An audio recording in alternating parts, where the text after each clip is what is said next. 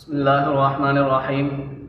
وعن انس قال قال رسول الله صلى الله عليه وسلم ان الصدقة لا تطفئ غضب الرب وتدفع ميتة السوء رواه الترمذی. حضرت انس رضی اللہ عنہ فرماتے ہیں کہ رسول اللہ صلی اللہ علیہ وسلم نے ارشاد فرمایا کہ بے شک صدقہ رب العالمین کے غضب کو ٹال دیتا ہے اور بری موت کو دفع کر دیتا ہے.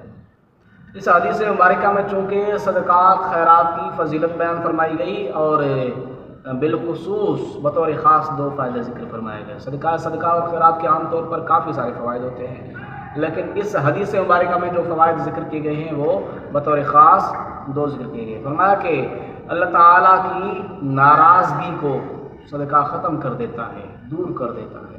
جب بندہ گناہ کرتا ہے، جو ہے نا کوئی برائی کا کام کرتا ہے، تو اللہ تعالیٰ جو ہے نا ناراضگی کا اظہار فرماتے ہیں، غصے کا اظہار فرماتے ہیں. اس لیے علماء کرام فرماتے ہیں کہ گناہ کے بعد کوئی نہ کوئی آپ صدقہ کر دیں، کوئی نہ کوئی آپ نیکی کر دیں. ہر نیکی صدقہ ہوتی ہے، کوئی نہ کوئی صدقہ کر دیں، کوئی نہ کوئی نیکی کر دیں، یا بطور خاص جس نوعیت کا آپ نے گناہ کیا ہے اس نوعیت کی آپ نیکی کر دیں.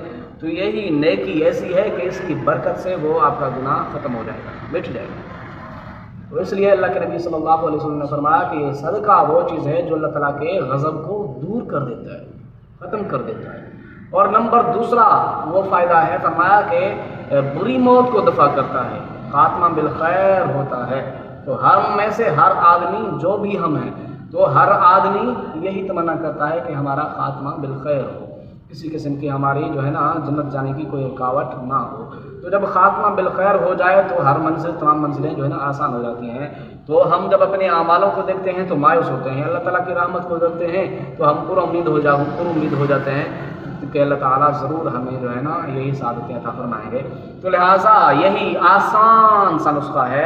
اس طرح ضروری نہیں ہے کہ آپ جو ہے نا بڑا لمبا تڑنگا جو ہے نا صدقہ کر دیں، نہیں، بلکہ جتنی وسعت ہو، جتنی طاقت ہو، بس نیت میں خلوص ہونا چاہیے.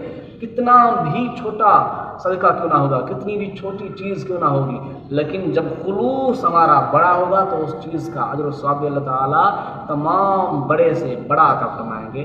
اللہ رب العزت سے دعا ہے کہ ہمیں اس نسخے کو اپنانے کی توفیق عطا فرمائے، اور اس کے جو فوائد ہیں وہ بھی ہمیں جو ہے نا ہمیں ان فوائد سے بشرف یاب فرمائے اور ہمارے لیے عمل کرنا آسان فرما دے. وما علینا الا البلاغ المبین.